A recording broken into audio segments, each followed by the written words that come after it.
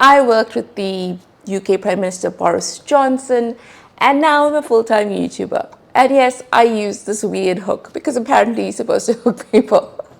But it feels so cringe. Yes, I did work with the UK Prime Minister Boris Johnson, and I have delved into YouTube. This is now my full-time thing, but the truth is it can be really, really difficult. And there's a hidden side of YouTube that most creators don't talk about. I'm 42 years old, and after working for other charities, etc., helping raise millions, I decided, try to do my own thing. I absolutely loved being in the working world. It's not like I hated it, not at all, far from it. It was really, really wonderful. But I love YouTube. I love it so much. I find it highly frustrating, but I love it. So I decided it's now or never.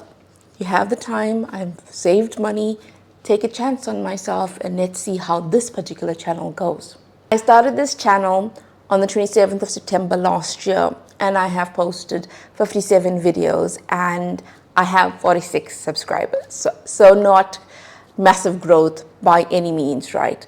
But every time you post a video, you have a certain level of expectations, and I know you shouldn't, but you're human and you have that. You think, okay, I put my heart and soul into this video.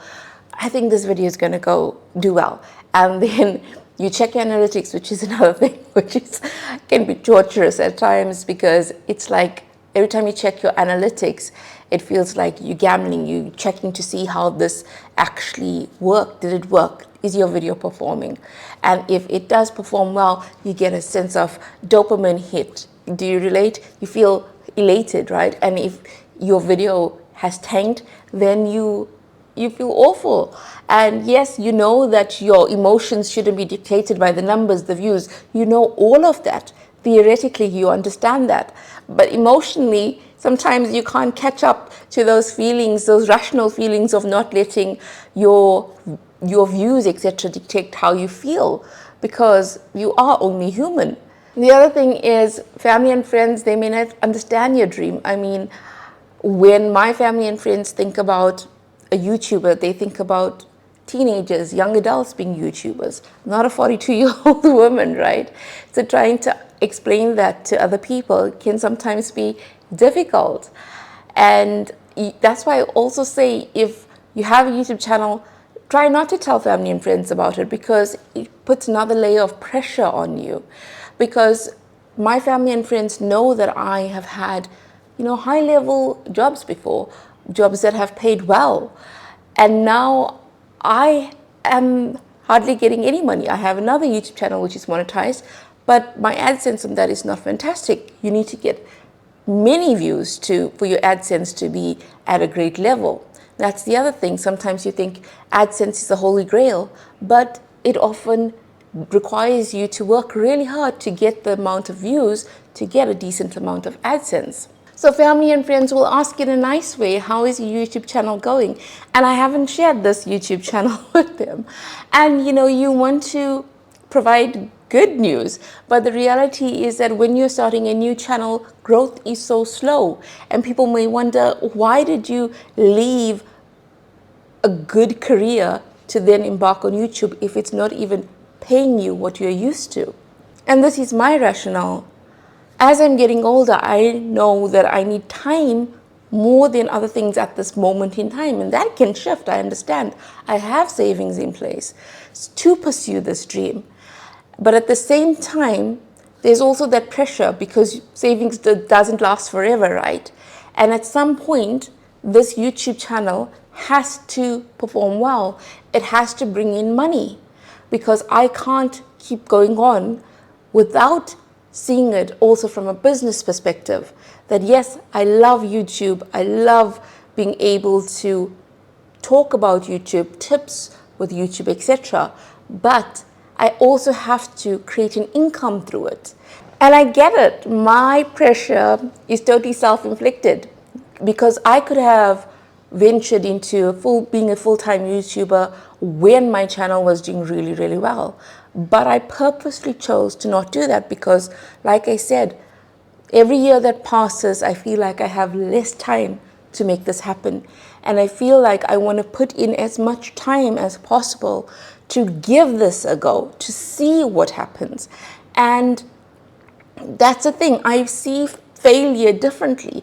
If it doesn't go well and if it doesn't materialize, yes, I will feel really crappy, but at least I know that I took a chance on myself when I have the time to do so and the savings to do so.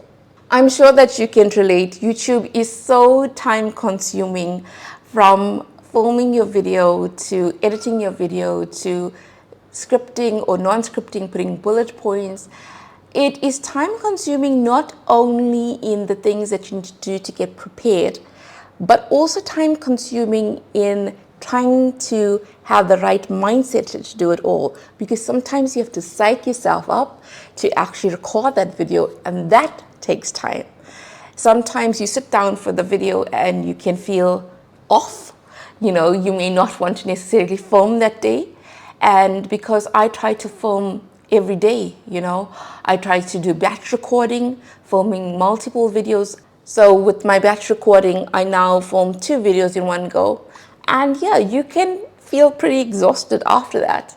YouTube takes a lot of creative energy, and it also takes mental energy from you as well to be in the right headspace. And when your videos don't perform well, your energy can feel depleted, and you have to then still work on your next video to see momentum. The other thing that I've come to find is that my true self is often not seen in these videos that I create. And I think it's because my nervousness creeps into such an extent that it diminishes who I really am. I'm somebody who's really bubbly, really sociable, loves to laugh, etc., and loves to make people laugh. But I don't feel like that really comes across because I am so focused on the message of what I'm going to say, etc., that it takes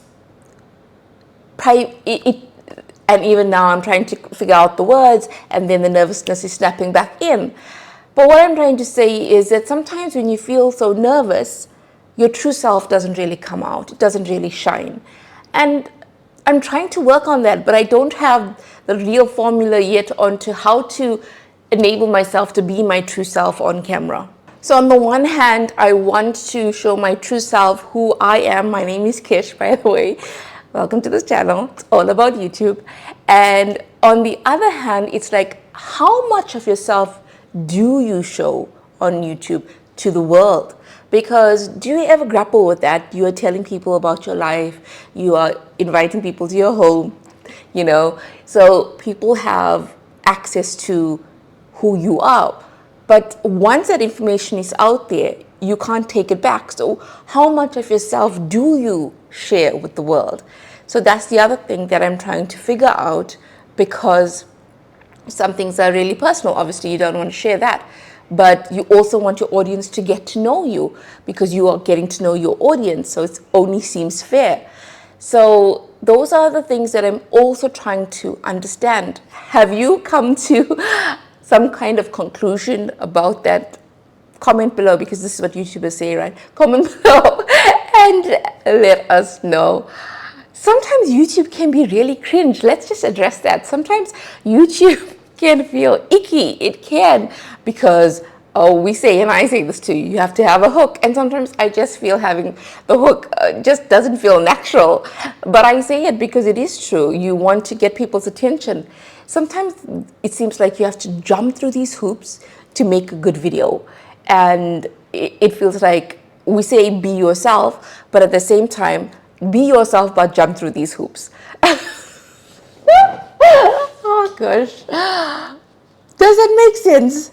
The isolation is also real, because, you know, I actually enjoy being in the workplace. I enjoy chatting to my peers. I enjoyed hosting events. I enjoyed mentoring people. I loved that. And I loved, you know, having a laugh with people at work. And for me, it was joyous, you know. Was it joyful, joyous? I don't know. But for me, it was lovely. And I miss that interaction, because now when you're working from home, who am I speaking to? So I don't have all my peers around me, etc. So it's a different setup. But I also think that you can build an online community, and I get really wonderful feedback from the people that are watching my content. And that is really, really heartwarming. I must say, I appreciate those comments. Thank you so much. And if you have subscribed, thank you for subscribing, because sometimes you may feel like that you're putting out things into the world via YouTube, and you often feel like, is it actually resonating with anyone? Besides just getting a view, are people really understanding what you're trying to say? Is it creating an impact? Are you providing value to the people that are watching your content? And that is why I think community is so important on YouTube. And that's what fascinates me so much about YouTube. When I try to explain my fascination, I didn't grow up in a world where we had YouTube, right? I mean, I'm 42 years old, so YouTube wasn't a thing growing up. But now, to understand that you can interact with people from all over the world, that there is no longer this huge divide, and that it's not only about mass media having a monopoly of disseminating information to so many people, that you yourself can sit in your room like this, record with your phone like I am, and connect with other human beings. I think it is so, so powerful. I grew up in apartheid South Africa. And if you don't know what apartheid is, basically a law that made people who are not white feel like they were less than, because by law, you're only allowed to live in certain places, you're only allowed to go to certain schools, etc. It was a horrible law. And growing up in that system, it wanted you to make you feel less than. It wanted you to make you feel like you are not equal to other people. So in this day and age, I feel like we can be more than other people expect of us. We can be more than what we have boxed ourselves into being. If you want to pursue YouTube and you want to be a YouTuber, go ahead and try it. If you have the savings in place, if you have the right plans in place, give it a go. Time is so valuable, and you don't want to put off something for so long. I am a big believer in visualization and manifestation, right? And not in an airy-fairy kind of way, but in a way of having a strategy and for working towards those dreams, putting in the effort, putting in the work to create those videos. So sometimes I can feel so confident about this dream of mine with this particular YouTube channel. And then sometimes I can feel like, is this a pipe dream? And that's even scary to even say on camera, because it's like, to let other people know about your fears and your concerns, it makes you feel like you're really putting yourself out there in a way that you can maybe be criticized even. And that's scary, right? Who wants to be criticized? None of us want to be criticized. The thing about being a YouTuber is you put in all this effort and you don't know the end result. You don't know. Every day is just a step further in your journey. But not knowing how it's all going to pan out, it can feel scary at times, because I'm a planner by nature and I like to know, where is this heading? But I also have to accept that I don't know where it is heading. I have goals, I have strategy, I have all of that in place, but I don't know with certainty where this journey is heading. All you can do is work on your video, try to improve every video, and keep going. And sometimes it can sound like absolutely cliched advice, but I realized that with YouTube, you are going to have so many different emotions. You're going to have so many highs, so many lows, so many days when you feel frustrated, so many days where you feel like, why aren't I winning on this platform? Why I'm putting in the effort? Why can't I see the results that I want to see? And it's normal to have those feelings at times. But I've also realized that you can't make those feelings stop you from moving forward. Yes, maybe you can have an off day and you just don't want to do anything on that day, and that's okay. But it shouldn't stall you to such an extent that you don't keep moving forward with your YouTube journey. And the thing is, it's wonderful to be able to dream big, even at 42 years of age, because that's a thing. Your dreams should never, ever stop. Even if people don't understand your dreams, it shouldn't limit you from pursuing your own dreams. And I think that it's such a wonderful time in this world where we can pursue something like YouTube, which is such a powerful medium to convey our thoughts, our feelings to other individuals from all over the world. I hope that your YouTube journey is going well. I hope that you are able to manage your emotions when you're going through the highs and lows of it all. And let's take it one day at a time, you know, from one person who's a planner who wants to see the entire road ahead. Let's just take it one day at a time. Also, watch. And this, I was laughing because this is what I have to do, right? So also watch this video, which is about how I created a YouTube studio from one of my other rooms. I think you'll enjoy it.